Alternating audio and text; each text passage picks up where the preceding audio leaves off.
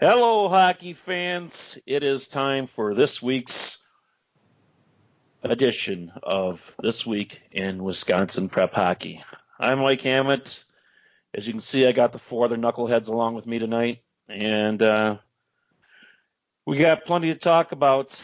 We got some playoff games we want to talk about that each of us had the chance to get out and see, and we're going to talk a little bit about the playoffs that are left as we got sectional semis and sectional finals going down this week. And we're going to have some participants for state all set up here shortly this week. So without further ado, let's go ahead and get started. Let's talk about our games that each of us had a chance to see. Michael, it sounds like you had the best one of the whole week. Oops. It helps if you put it on mute. Unmute. Well, I had the longest one of the week, that is for sure, and potentially the longest one in United States high school hockey history. Viroqua Blackhawks and the Black River Falls Tigers battled at the Milt-Lunda Memorial Arena for 122 minutes and 51 seconds. And according to what I have on my score sheet, the previous high was 121 minutes and 58 seconds, East Ridge and Apple Valley back in 2016. I looked high and low for Miss Water Buffalo, according to the Flintstones, and found that it looks like the game that I was at is definitely the longest. It just seemed like it kept going on and on and on. They played obviously the three regulation periods, and it was tied 1-1. They went to a first overtime, played 8. They played a second overtime for 17, then another 8, then another 17, then another 8, and then finally in the sixth overtime, with time winding down, actually with I believe it was 3:09 left on the game clock, Hannah Lane probably scored the biggest goal of her career. She's only a freshman, so it probably is, but it might be the biggest goal of her career ever for the next 4 years, as the Tigers beat Viroqua 2-1. Now, another thing that is noteworthy in this game is Viroqua goaltender Abigail Severson had 108 saves. I mean, we talked about this earlier, and it's actually less than a save a minute, so it doesn't seem like a lot, but over the course of a game, 108 saves, that's a damn lot. So I'm pretty sure, have not done a lot of research, but I'm guessing that's probably a national record too. So this game that lasted roughly 4 hours and 23 minutes on the clock from 7 o'clock to 11:23 p.m., set a couple of national records. I'm going to dig into that a little bit more and see what I can find out. But it was a great game, and Black River Falls came out in front 2-1. They played a whole shit ton of minutes, and it was very interesting. And at the end of the game, I don't think there were many tears. I think both teams were very happy that they had been part of this historic game. So a great game in Black River Falls. The Tigers beat the Viroqua Blackhawks 2-1. MJ, back to you, buddy. Michael, how did the game-winning goal go? It was. I had talked to Coach Oak Moser prior to this, like after the fourth or fifth or sixth overtime, and he said it's going to be a garbage goal. And it pretty much was. It was a shot from the point out on the left side. The Severson made the save. The puck bounced out to her left, and probably about, I'd say 10, 12 feet away, Hannah Lane, the freshman, was right on and just sniped it into basically what was kind of an empty net, because Abby had made the save over to her right side and just couldn't quite get back in time. It was a good goal. Felt bad for Abby, but within probably 2 minutes after the game was over, she was smiling and laughing, and she knew what the game was, and yeah, they got beat, but it was a great experience, I think, for everybody out on the ice. Dell, are you familiar with Abby Severson for Viroqua? I've actually had a few coaches talk about her. Uh, actually, hearing from her dad talk about her and everything, she's just one of those goalies that has impressed many of the girls' coaches throughout the season.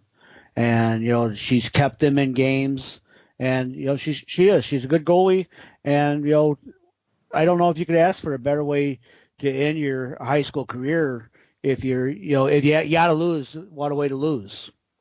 Guys, I heard a little bit more after the game from Coach Paul Severson, the Viroqua coach, and he said that the day of the game, Abigail had called him from school at noon and said that she dislocated her, I think it was her right pinky finger playing dodgeball.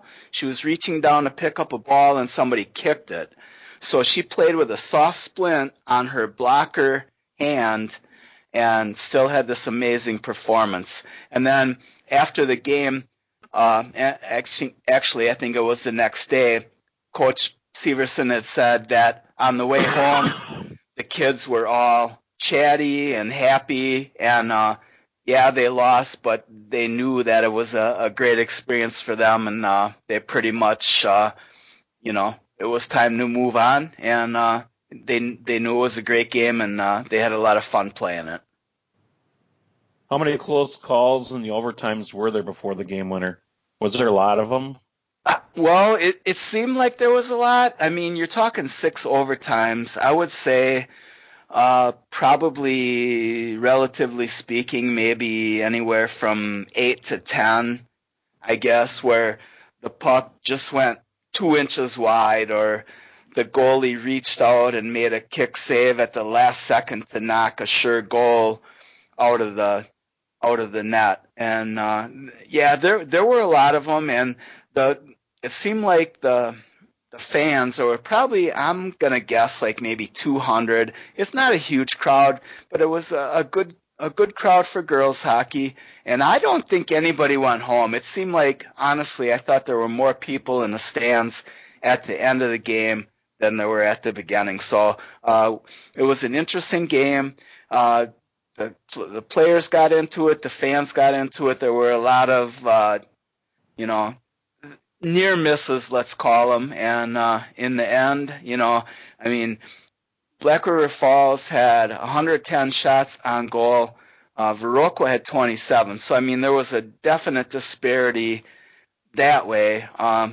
Black River Falls had the better offense, but I think in reality, Viroqua had the better goalie in that game. On the other side, Black River Falls goalie Josie Matheson, 26 saves out of 27 shots, but 108 out of 110 for Abby Severson. That's pretty hard to argue with, MJ. No doubt about it. Let's move on to our burglar. He had a game that he checked out. He went to see Anago against Mosinee. And it did well, what did you not. see, Bill? It did not last 100 and some minutes. It was a regulation 51-minute game. Mosinee came out on top 8-2. I think it was probably the most physical of the hockey games I've seen this year in high school. Anago came out really throwing their bodies around. I talked to Coach Matt Borneman afterwards, and he said that was their strategy to try to slow down Mosinee, because Mosinee has the faster team. Their lineup was faster to begin with and was bolstered by a couple of exchange students this year, Maddie Richterik from Latvia and Tobias Holka from the Czech Republic.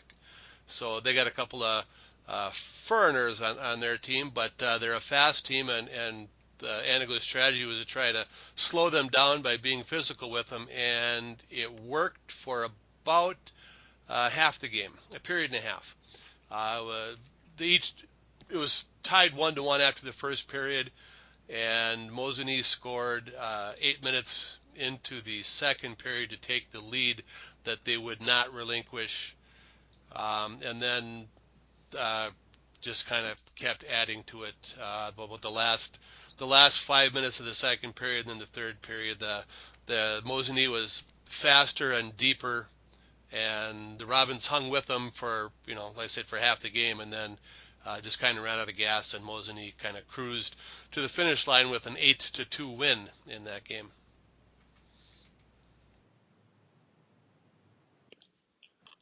As we look on here, we got another game to talk about, and Del, I believe you were part of that one. Thanks, MJ. I believe last week I said I wouldn't be surprised if Monroe was able to pull off an upset over RWD, but RWD ended up winning this game with 1-0. Ben Fish in the first period with about 22 seconds remaining, 23 seconds remaining in the first period, took a shot from just inside the blue line that beat the Monroe goaltender for the 1-0 lead. And the second period, it looked like Monroe had a chance to tie it up. Cooper Oakes came out, made the save, came out wide to his left, made the save. Unfortunately for him, the puck rebounded right out in front of the net, wide open net. The Monroe player is taking the shot. Looks like it's going to be a tie. Before he can get the shot off, a RWD player gets his stick in front, deflects it up and over the crossbar into the netting, and so the game remains tied 1-0 at the end of two. They went into the third period, a little over a minute left. Monroe pulled their goalie, and RWD actually had another chance to put the game away in the empty netter, and the player skating it in goes in towards his backhand flip and puts it into the side of the net. And so it ends up staying 1-0. RWD advanced play Edgewood on Thursday evening, which turned out to be another very good game.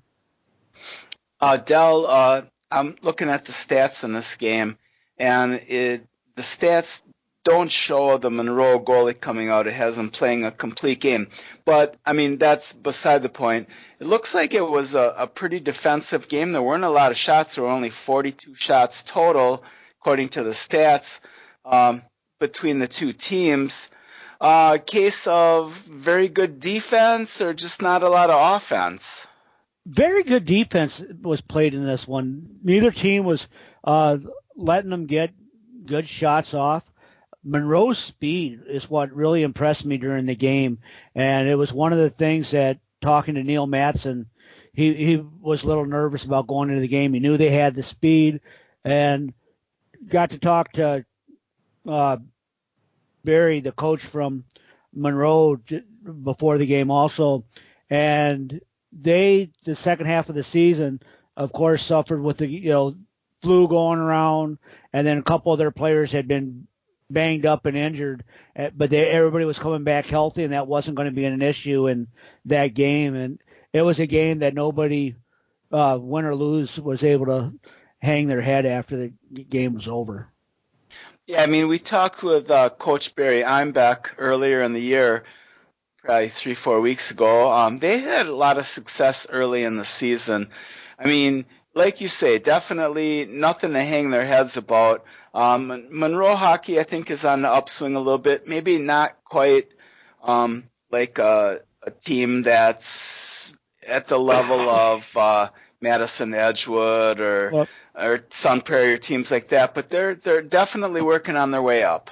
Well, Coach Einbeck did say, he knew that the tougher part of their schedule was going to be the second half, but I think one of the highest compliments that you can pay to Monroe, talking to the coaching staff from RWD, they had nothing but praise for that team, and they said they're impressed with the way Monroe hockey has improved and where they're going to, and they said that's nothing but good for hockey.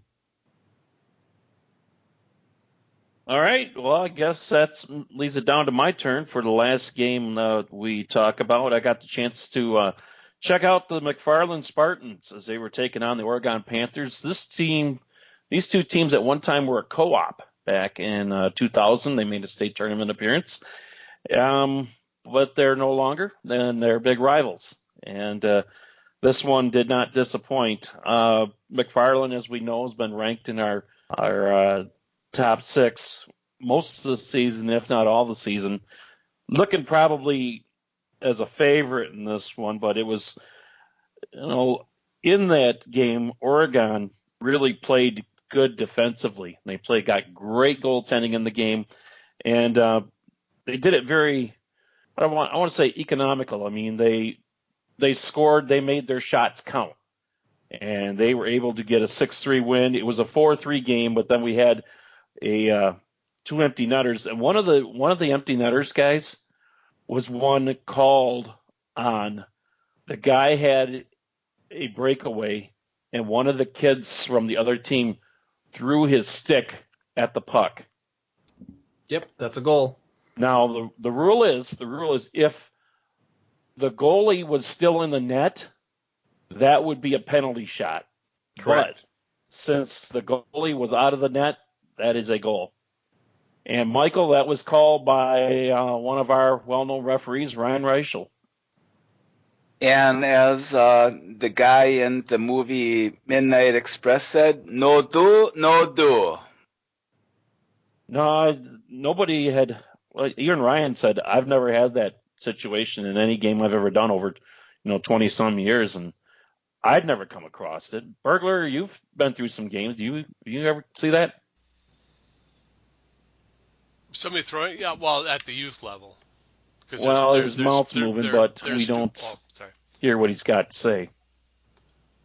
Your lips move, but I can't hear what you're saying? Is that what you're telling me? Yeah. At the youth level, I've seen that, but not at the high school level, because youth level kids do a lot of stupid stuff. Not that high school kids don't, but yeah. I believe that happened once earlier in the year. I'm going to take a minute to look it up, so you move along. But I believe it happened already once this hockey season. Where somebody actually threw the stick? Yeah, because I had a reason to look it up. Because as soon as you started saying that, I knew I looked it up. Because I knew throwing your stick was a penalty shot. I've always known that. But yeah, if the goalie is pulled, that's just a goal. They don't make you take a penalty shot against an empty net because that would be dumb. So I believe that happened. And you might miss. And that would be real embarrassing. Did that happen on a USM game? I'm almost certain it was Alex Thundercloud. Yeah, I'm thinking that is. Did they play Notre Dame in the showdown? I think it was after that though. Seems like it was after that. Yeah, you have to go through all the write-ups from Tommy G, but I'm almost certain that it was Alex Thundercloud of USM. If it was not Alex Thundercloud of USM, we're sorry, Alex. I apologize. But I mean, in the grand scheme of things, shit happens, right? I mean, people just react. So it's not that they're good or bad. It happens. So MJ, one of the things that I think we did talk about last week before this game was, it was a 5-4, it was 5 against a 4 seed. But I think we talked about how Oregon, the second half of the season, had really improved on their game and everything. So while on paper it might say it's an upset, I think that we were thinking that none of us were going to be that surprised if this did come out this way. Well, it was even one of those things where just looking at the way their games went this year, it stood every chance of being a close game, and it was. Colton Daly was just peppered with pucks all night from McFarland. If I remember right, he made 47 saves according to the score sheet, and he did a very good job. I mean, one really trickled in on the side of the net. I mean, he had everything covered, but that puck just found a way to get in, and the one bad turnover in front, and then they got another one. The first one was just a plain good shot. So, but he was challenged all night long, and he came out on top and played very well and gave his team a chance to win. And if I remember correctly, they were outshot by around a 2-1 margin or something like that, and were still able to manufacture 4 goals. So, good for them. They move on. Congratulations to them. As they move on, they get to face Fond du Lac Springs in the next round.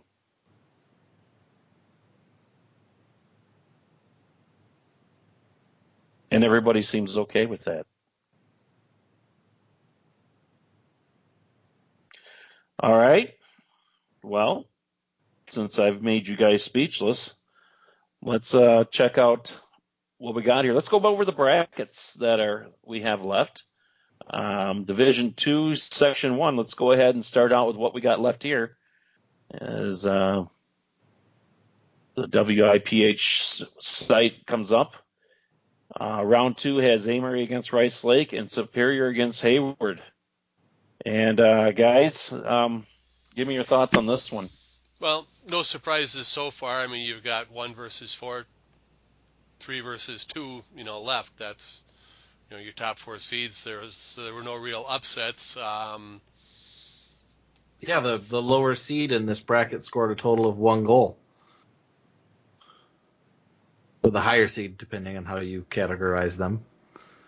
Amory shut out Whistle Flag. New Richmond scored a goal against Rice Lake. Superior shut out Medford, and Hayward shut out Chequamegon Phillips. 1 goal. Rice Lake, the 4 seed, actually beat Amory earlier in the year 2-1 and outshot them 36-27 in that game. Hayward beat Superior earlier in the year 3-0, outshooting them 35-25. So make of that what you will. Going to keep an eye on that Hayward and Superior one. That's going to be a really good matchup tomorrow night. It's one of those that, as you just said, Junior, that Hayward beat them earlier in the year, and can they do it again? I mean, and it wasn't that long ago. It was a January game, maybe even early February. It was not that long ago. Yeah, and that's one of those where the number 3 seed could very well beat the number 2 seed, but Hayward's played very well. Superior's kind of, I'm sure they would agree with us, have not played up to their usual standards this year. Amory on the other side, I think, has a little bit of an advantage. They have Player of the Year nomination or a finalist, Jackson Henningsgaard, playing for them. So yeah, it should be very interesting. I don't think there's any clear-cut winners in either game. We'll know a little bit more after tomorrow. All right, guys. Let's move on to Division 2, Sectional 2.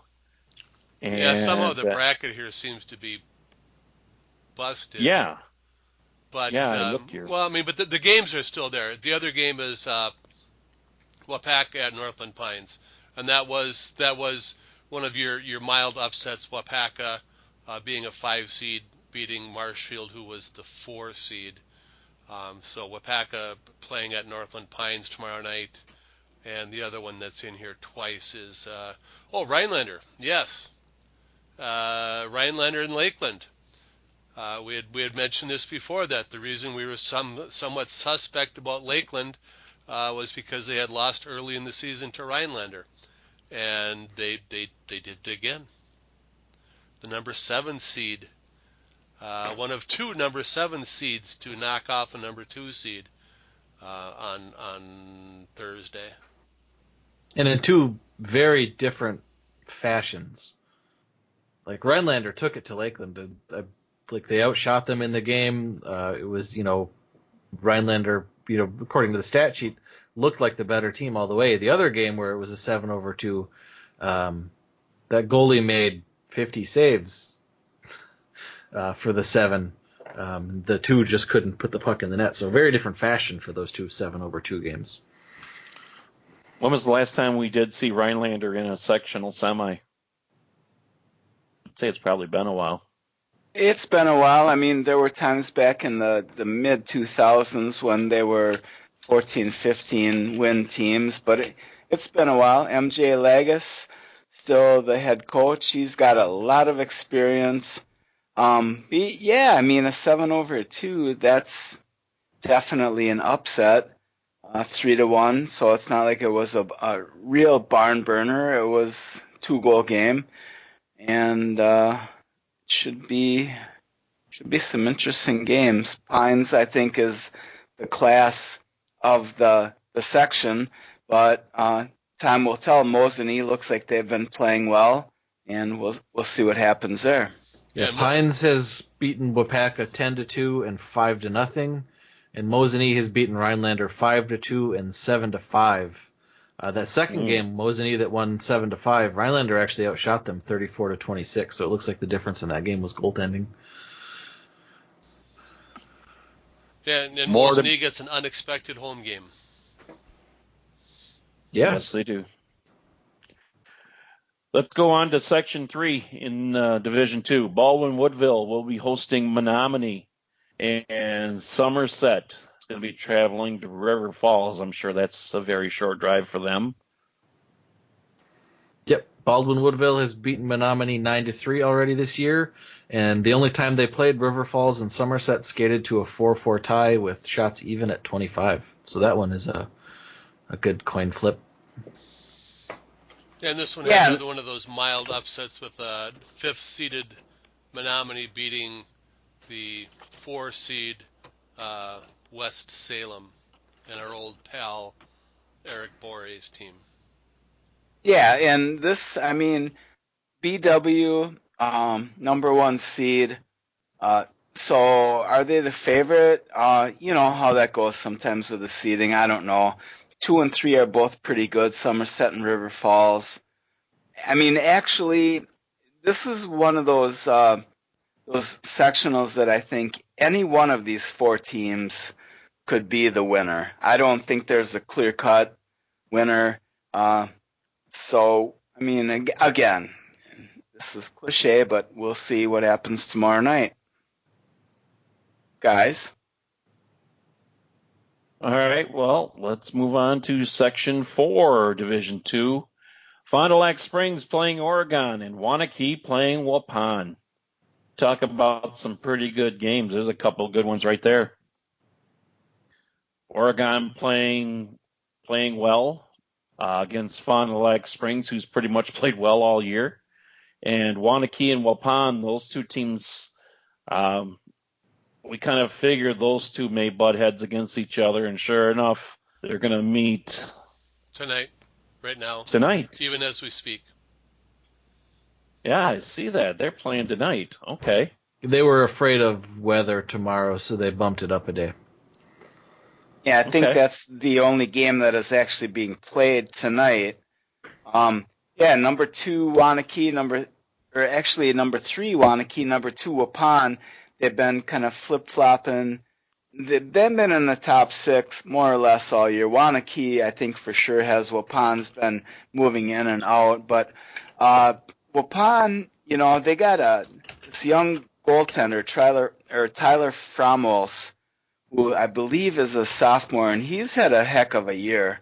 Waunakee with Coach Eric Olson, they've been pretty much a more or less a juggernaut the whole season. On the top half of the bracket, Fondy Springs have been stout from start to finish.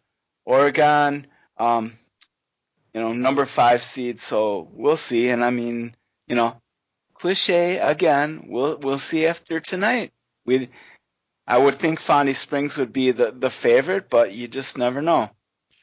Waunakee, offense all day long. They just keep coming at you offensively. So we'll see how they do against Waupun tonight. That one maybe we'll know in a little while a score, but those are the sections. Section 4 in D2. Let's go ahead and move on to the girls' side and Section 1. And let's see their game schedule here. Oh, come on. Usually I know how to navigate. If you need some help, I can help you. Number 1 Eau Claire Stars will play the number 5 Hayward Hurricanes in the top half of the bracket, and the number 3 Hudson Raiders will take on the number 2 St. Croix Valley Fusion. Again, Section 1 on the girls' side is just a very stout sectional. These are 4 teams, and any one of them could win on any given Sunday, or in this case, any given Tuesday. So it should be a very interesting battles in both of those games. They take place at Hobbs Ice Arena. The Stars and the Canes and the Raiders and the Fusion will battle at United Civic Center Ice Arena in Baldwin. So should be 2 really, really, really, really, really highly contested games. Bill, have you seen any of these teams? I've actually seen the Fusion play, but I did reach out to coaches and try to get a little feedback on what they're feeling going into these games. Coach Bernhardt, says they've got a lot of respect for Hayward. Says they probably got arguably the best goaltender in the state. Of course, I'm going to get a lot of coach speak from them, but you don't expect any of that. There's a lot of respect there for the way these teams play. Hayward's been a team that they've seen throughout the year. It's the third time they're meeting this year, and the Stars haven't given up a goal to Hayward this season yet. Then when you look at the other side, the Raiders and the Fusion, it's going to be their third meeting. They know each other. They're conference opponents. So, neither one of them are going to be surprised as to what the other team does on the ice. But there's a lot of respect there. Coach Cranston, says you're going to get a tough game every time you play the Hudson, and basically the same thing coming back from the other coach. Yep, Eau Claire area has beaten Hayward 1-0 and 3-0, and St. Croix Valley has beaten Hudson 3-2 and 4-1. And as I have always said, once you've beaten a team twice, beating them a third time is a whole lot easier. Everybody who says that beating a team 3 times in a season is bad at math, because once you've already done it twice, it makes that third one so much easier. That's not to say that neither of these teams will pull an upset out, but I would go with the favorites. Well, they are favorites, and rightfully so. But you still got to play the game. Yes, and that's what they will do. Let's move on. Let's see, I believe I got here. Section 2. Yep, that's usually what comes after 1. Yep, Pines playing Central Wisconsin Storm and the Bay Area Ice Bears taking on the Fox City Stars. Both those games are tomorrow night. Central Wisconsin will play at Greenheck, and Tri-County Ice Arena in Neenah will have Fox City hosting Bay Area. Fox Cities and Bay Area have split their 2 games this season, a 3-0 win for Fox Cities and then a 5-2 win for Bay Area. So that doesn't tell us anything. I think that on the bottom half of the bracket with the Ice Bears, seeded number 3, Fox City Stars seeded number 2. The Fox City early in the season played very well, and then they've kind of struggled a little bit as of late. And I think it's been just the opposite for the Ice Bears. They played better in the second half of the season. So I don't know, how much that means, but normally, it's like who's playing the best hockey at playoff time. Ice Bears have been playing very well. Top half of the bracket, number 1 Storm, number 4 Northland Pines. I'm not going to touch this one. Sorry, guys. You're not allowed to talk about Northland Pines. We all know that the high school girls at Eagle River area are your arch nemesis. So Coach Wheatus basically said that their games were fairly even, with penalties relatively low during their 2 games against the Fox City Stars. And I'm going to read his quote here. They are a team of mostly upperclassmen with more big game experience. They are a team that plays very solid on both ends of the ice and makes few mistakes. To get past them, we need to do what we did in the second game. Match physical play, play as a team, minimalism penalties, and compete for 51 minutes. We do that, I'm confident we can make it to the next round. It's going to be a great game. And, like I said, you're still going to get some coach speak, but at the same time, he gives us what he's looking for and what they did to win their second game against them.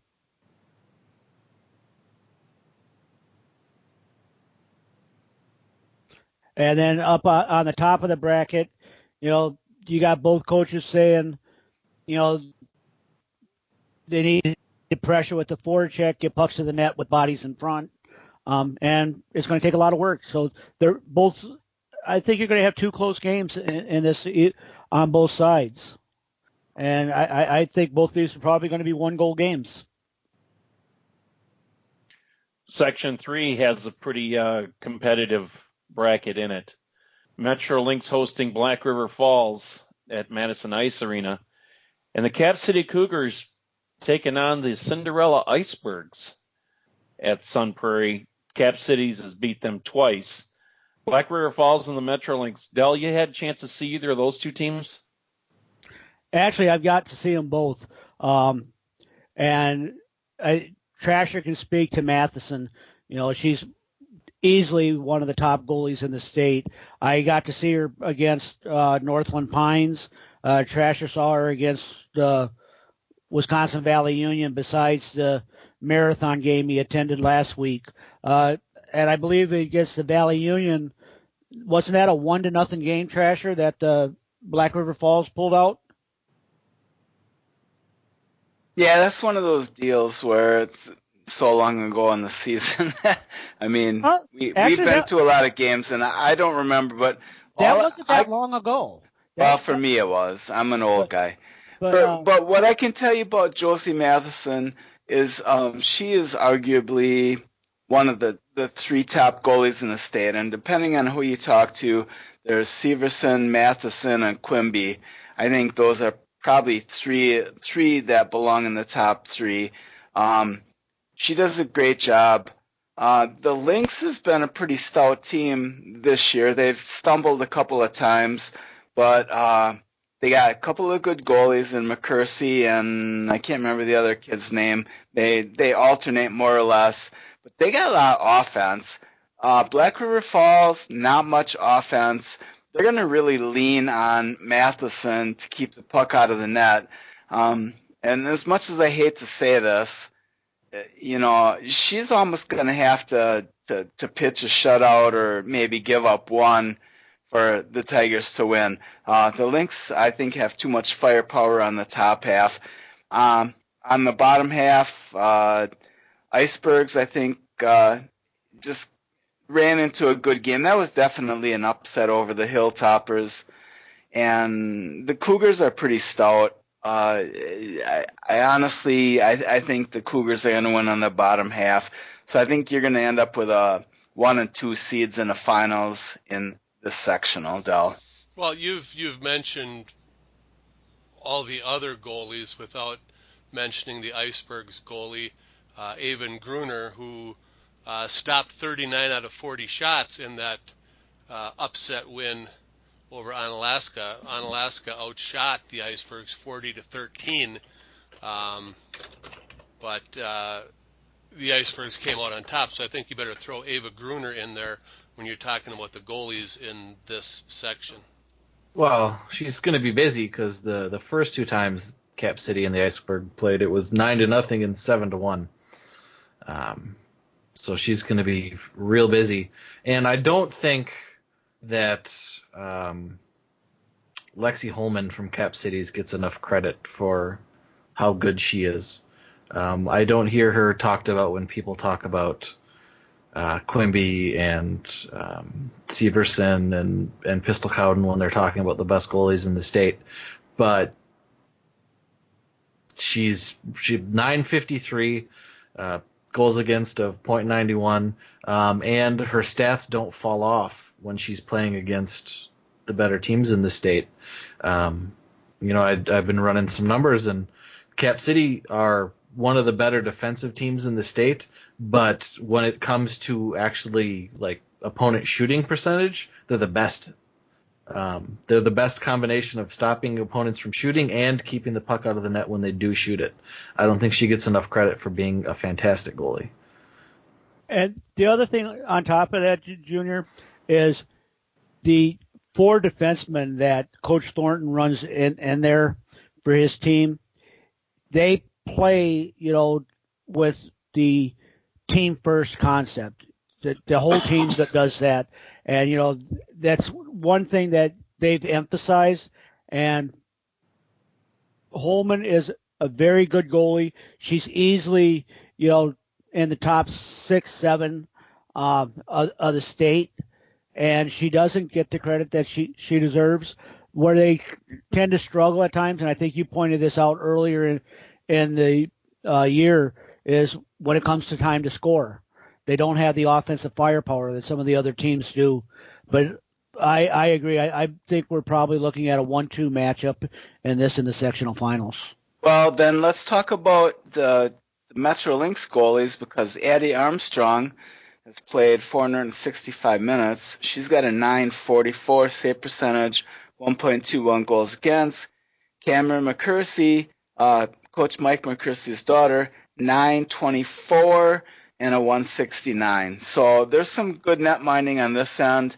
I think Metro Lynx got more offense, and I honestly think that they're the favorites to move on in this battle. It should be a pretty good one, as we'll watch how that bracket finishes off tomorrow night and later on in the week. Rock County in Section 4 hosting the USM Wildcats and Arrowhead hosting the Warbirds. Guys, this is a pretty good bracket as well. USM and Rock County should be a wonderful game. These two teams haven't seen each other this year, but both of them play very good schedules. The Warbirds having a down year. Arrowhead still is very capable, and I see these two games as both of them being very good. Yeah, the first time they played, the Warbirds beat the Warhawks 2-1. So that was just a 1-goal game, and as you said, on the other half of the bracket, those two teams haven't seen each other yet. But yeah, I can tell you that Rock County played Arrowhead earlier in the year, and Arrowhead beat them. In fact, Arrowhead shut them out, if I remember correctly. Well, Rock County needs to worry about USM before they start thinking about a possible matchup with Arrowhead. That is very true. And, go ahead, Del. Rock County, if you look at it, their last 6 to 7 games have just been, very impressive with it. According to Coach Storr, they struggled at the earlier part of the season, starting off slow in the first period, but he says they've turned that around here near the end of the season, and they've come out with 2 wins, one over the Lynx and one over the Cougars, to end up with a 3-way tie for the Badger Conference title. And then they had a close game against the ECA Stars. So, they are the favorite to come out of this conference and make it to their second appearance down at Madison. With all 5 bands. In fact, Arrowhead and Rock County, when they played earlier this year, they played in the second game of the season and the fourth game of the season. Each team took turns shutting the other out. And, Del touched on it earlier. Rock County, they changed something in late December, early January. Something clicked for them because they got pummeled in 2 games by the Fox Cities Stars. And shortly thereafter, they started having really good games against really good teams. They had, 1-goal games with both the Cap City Cougars and Metro Lynx, but yeah, they got pummeled in 2 games by the Fox City Stars. So something turned around for them and started to click. Well, I think their goaltending got better as Olivia Cronin, looking here, regular season, a .926 save percentage. But your star players, really started putting numbers together. Annika Einbeck, 58 points. Alyssa and Haley Knopf, each 48 points. I mean, that's a lot of points between three players. And they're pretty much they're expected to carry the load. And they started carrying the load a little bit more consistently. And, when they do, usually good things happen for them. Well, MJ, they definitely lean on the Hansen sisters as Alyssa Knopf, Annika Einbeck, and Haley Knopf, numbers 3, 4, and 5, versus the Hansen brothers of 17, 18, and 19 on the uniforms. And they've been doing a bang-up job, absolutely so. Rock County definitely leans on these young ladies to put the scoring punch into them. Olivia Cronin has been playing very well this year in net, so especially in the latter part of the season. So definitely, I think this is the Rock County Fury is definitely the favorite here to move on to Madtown. It's going to also depend on what they do defensively. They got to play good defense. Make sure Cronin gets a chance to make a save, but you get it going back the other way. You've got those three thoroughbreds that can just fly, and they can put the puck away, and they can do it quickly. So should be a good game tomorrow night. USM taking on the Rock County Fury here in Janesville. Division I boys, let's go to Section 1. The section of death? Onalaska taking on Hudson, and Chippewa Falls taking on Wausau West. Oh, my goodness. 3 of these 4 teams were in the state tournament last year. Chippewa Falls is the only team that wasn't. Yep. They beat Eau Claire North, who was in the state tournament last year, to get to this game. So, yeah, section of death. Onalaska and Hudson have not seen each other this year. Wausau West beat Chippewa Falls 4-1. That one will be a good one. That'll be a battle of the goalies. Bridger Fixmer and Adam Prokop. A couple of really good goalies who are both getting votes for our goalie award. That should be a good matchup for them. Hudson, I've been saying this, I guess, for the last 5 years. Hudson is just kind of an unstoppable juggernaut over there in the western part of the state. So Onalaska's got a tough task ahead of them. Even though they're not number 1 in the rankings, I still think Hudson's the best team in the state. Hudson is just Hudson, right? They've been stout forever. Now that Hudson is, it's been happening over the last, 20 years and really taken off the last 10. Now that Hudson is really just part of Minnesota, the level of their game has gone higher and more consistent. Now that Hudson is a bedroom community for the Twin Cities, you don't want it to go that way, but they might as well be a Minnesota team at this point. They came across Highway 53 once all season. You keep track of that stuff, don't you? Well, Burglar pointed that out last week, maybe the week before. It just seems very odd when we're talking about sectional semis. We're not talking about Eau Claire Memorial. It was real. I mentioned that on our Twitter account the other day, but getting into the sectional semis and neither Eau Claire team is there. No mention, Spash isn't there. You tell somebody that Stevens Point, Eau Claire Memorial, and Eau Claire North are all going to fail to get to the sectional semifinal, and you're like, congratulations, WIAA. If you wanted new teams at the state tournament, you've certainly accomplished it. Stuffing, half the tournament into one bracket got the job done. Well, Coach Franzini, I asked him if he had actually been able to see Hudson play at all this year, and he said he got to see him once live in February and then on video a few different games, and says if they're going to have a chance in this game, he says they need to play perfect hockey, be disciplined, and be opportunistic. And then you look at with Coach Drewiski, he says, Hudson needs concern.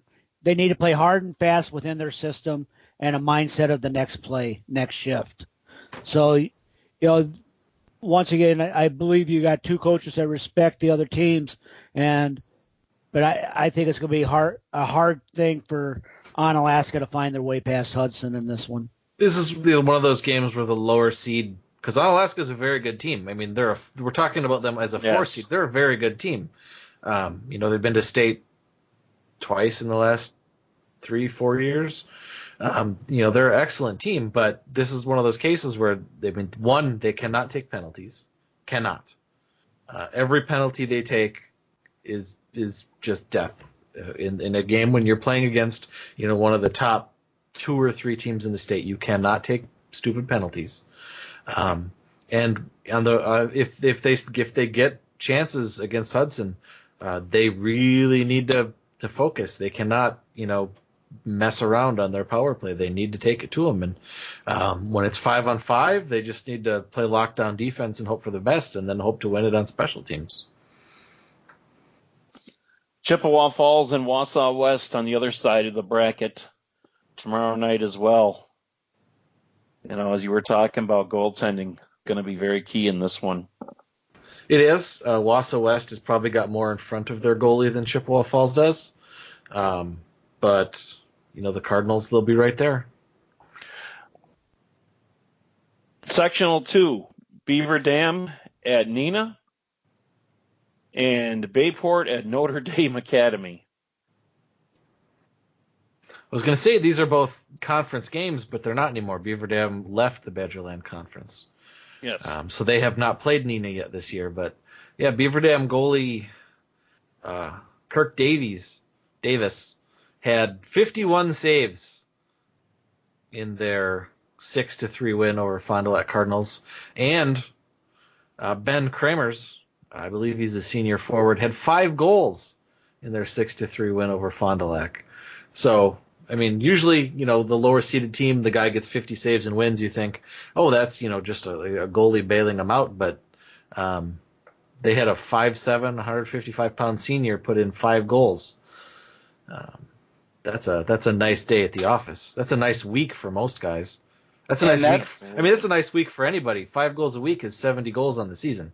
Yeah, that's a huge upset for Beaver Dam over Fondy. Fondy has kind of been, I don't know, getting into the near the top 6. I mean, honorable mention, I think in the olden days we would call it, but they've been playing very well. They had a great year, and to get hammered by Beaver Dam 6-3, I think we need to give Beaver Dam a little credit. Jose Matamoros, their head coach, has done a nice job with them. He's been with them, I think, 2 or 3 years. I don't remember exactly how long, but for a 7 to beat a 2 in a 6-3 game, that give a lot of credit to Beaver Dam for that game. But they're going to have their work cut out for them a little bit against number 3 Neenah, Hortonville, Menasha in the semifinal game. They've been kind of, in our top 6 early in the year, not so much later on, but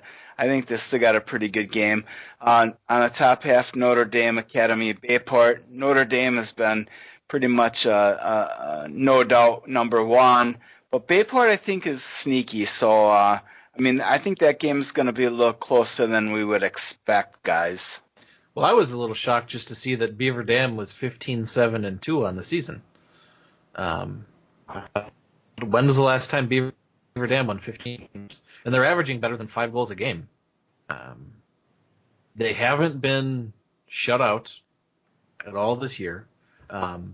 There's not a lot of teams when you get to the end of the year that can say across their 24-game schedule they haven't been shut out. Beaver Dam has not been shut out. That they only have 2 shutouts to their name as well. They give up more than 3 goals a game. So they're a 7 seed, but 15-7-2 is nothing to shake a stick at. That's pretty good. Neenah and Fondy both, you said were both sort of on the back end of the top 6, and they may have been there if they were honorable mentions. They were both just kind of inconsistent this year. They weren't obviously Neenah played in the title game last year. They just weren't as consistent as they were last year. But they've still got, they're still the higher seed. They'll still be the favorite going into this game with Fondy. Notre Dame and Bayport played twice this year. Notre Dame won 6-1 and 4-1. So if the math holds true this time, they should win 2-1 because Bayport's been cutting off 2 goals a game. So that's my prediction on that one. But it's hard to beat a team 3 times in the season, Junior.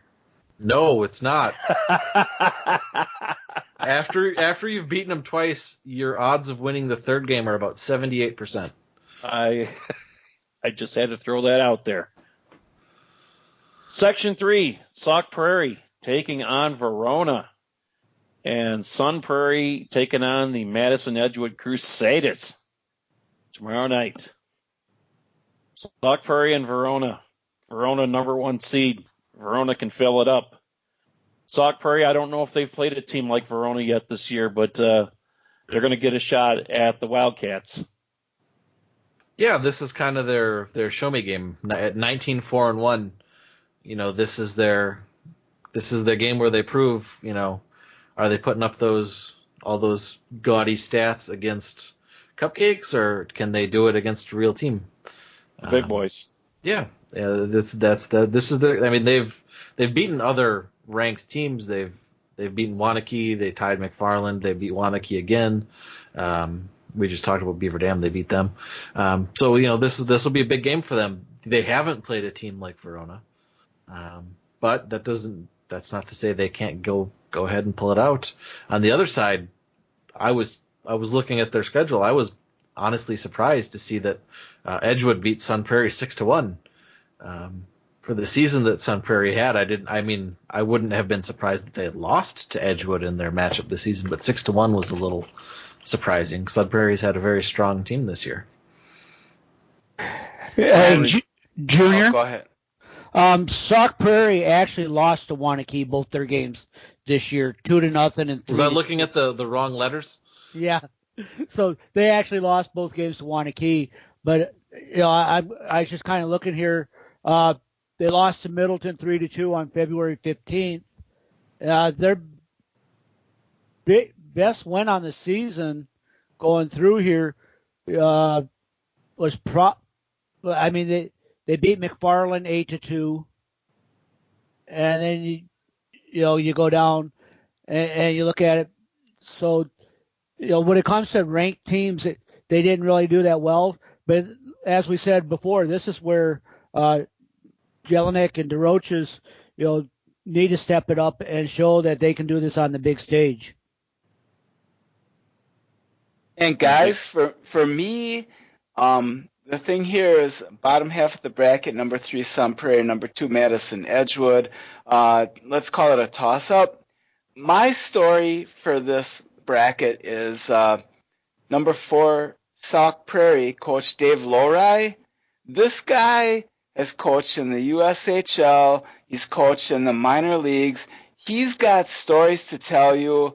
He is a big guy with like the NIT tournament over in Minnesota. An awesome guy, a funny guy. Whether his team or not can beat Verona might be another thing, but you want to quote in the locker room, talk to Dave Lowry for Sauk Prairie. He's a great guy. I don't know if you guys know him or have talked to him at all, but I met him over in Minnesota last year on the NIT, and he was just a chuckle a minute. He's a great guy, a good story. And like I said, Verona I think is the huge favorite in this game, but I like Sauk Prairie coach, guys. I think Verona is a huge favorite in this whole bracket, to be honest with you. If Verona is able to pull off the win against Sauk Prairie, Sun Prairie, they've beat them twice, and they beat Madison Edgewood this year. So Verona's, very familiar with the other 2 teams on the bottom side of the bracket as well. And you asked, if we talk to Coach Lowry. I don't talk to coaches who live south of Highway 21 that runs from Oshkosh to Tomah.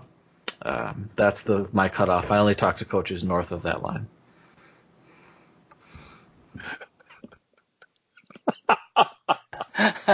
All I can do is laugh, Junior. So we'll take we'll take care of the southern half of the state, and you can take care of the northern half. That's what Dell and MJ are for. No. Lowry is a character. I mean, he's got a story for anything, and he's like Dave Whitting at the NIT tournament. He knows everybody. He's hilarious. He's a good guy. He's a good coach, and I only hope for good things for him. But I think Verona in this game is just going to be a little bit of a definite winner or edge on this game.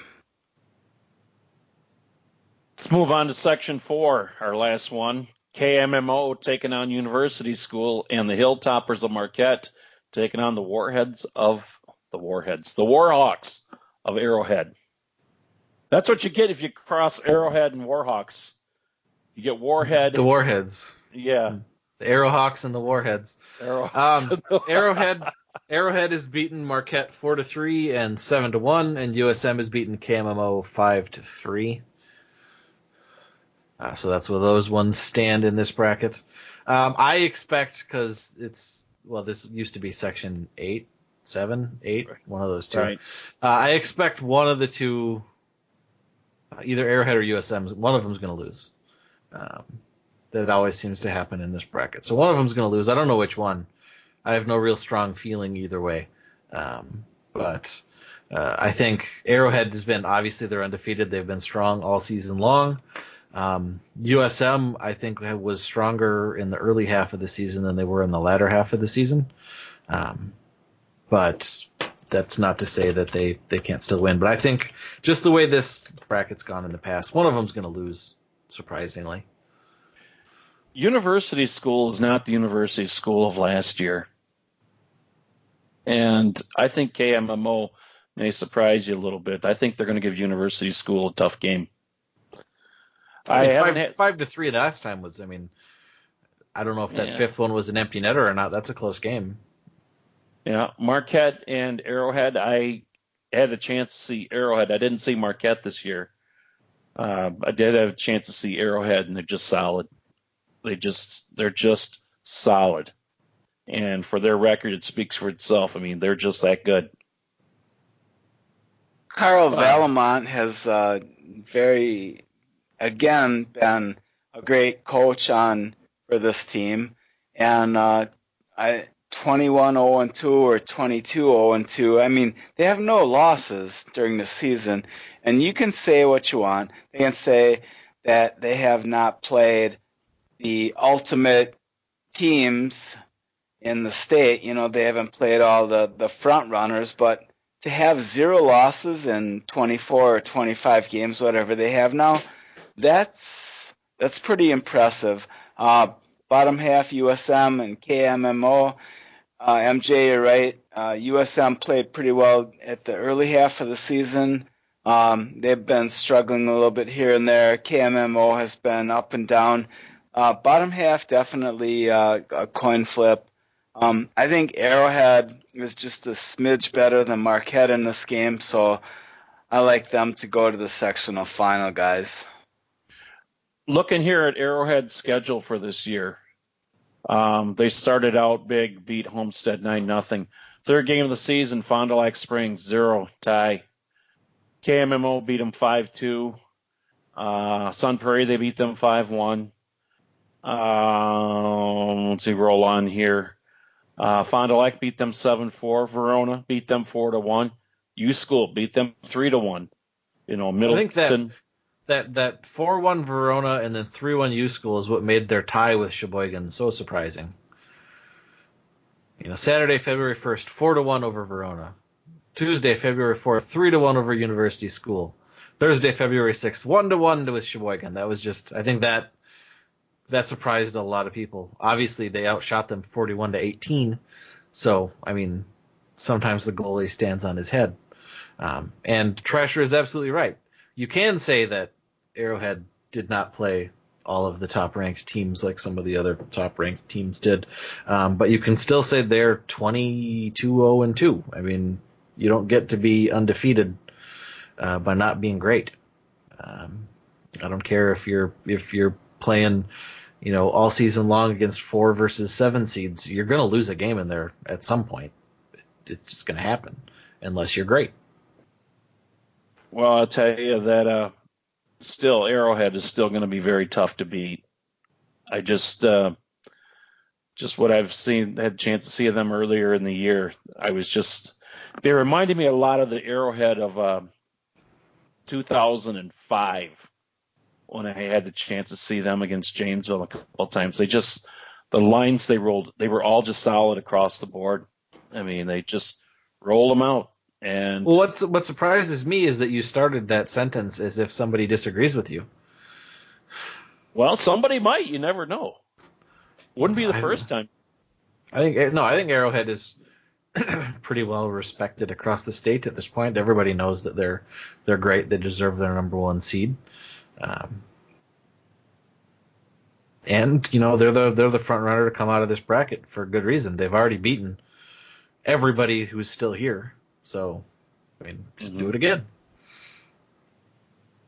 Okay, guys, we went through all that easy.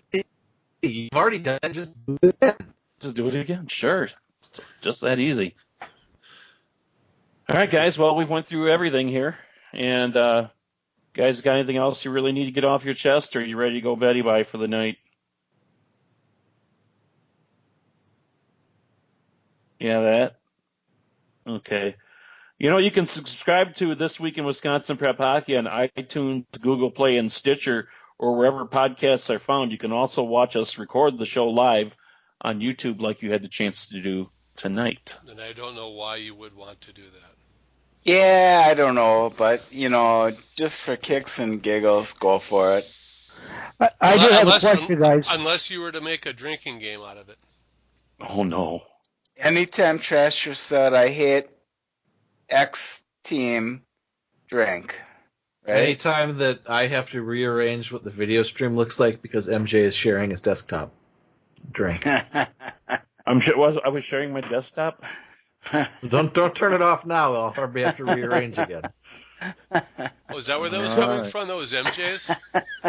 So, MJ, where are we staying next week? Where's the home of Wisconsin Prep Hockey next week? Wyndham Garden, right? Yes. Yes. They are the sponsor of our Players of the Week. They are also the official state tournament home for Wisconsin Prep Hockey. And probably where we're going to be passing out our awards, since we don't get to do the Saturday morning thing at the Coliseum bar anymore. Because, Saturday morning is suddenly booked with a game. Yeah. Thanks, WIA. Three state championship games starting 9 a.m. in the morning. Apparently they don't care about us.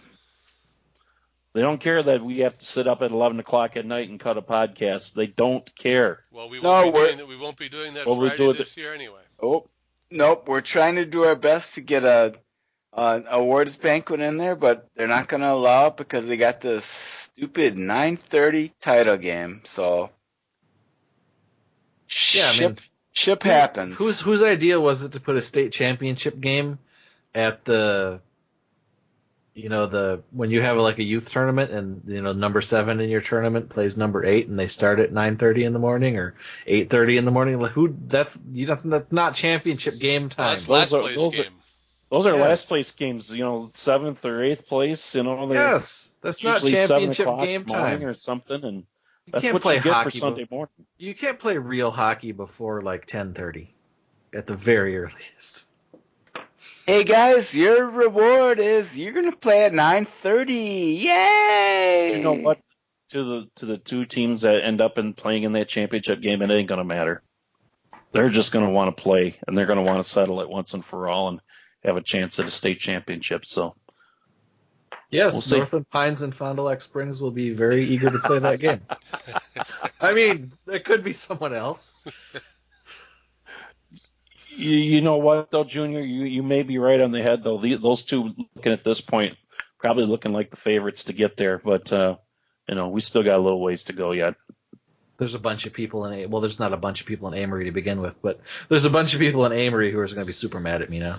Well, there's still that dark horse team from way up in the northwest corner of the state that seems to somehow figure things out at this time of year. That is true. Whistle flag? Whistle flag. I think he's talking about Superior. Yeah, What? They're in Minnesota. They're not in Wisconsin. What are you talking about? we'll see how they get through their brackets, guys. We'll check everything out tomorrow night, and we'll get an idea of what we're looking at for this weekend. So, anything else to add, or are we done here? I think that's it. All right. So for the fellas, the other four knuckleheads, the big knucklehead right here. Thanks for watching or listening. Been following This Week in Wisconsin Prep Hockey.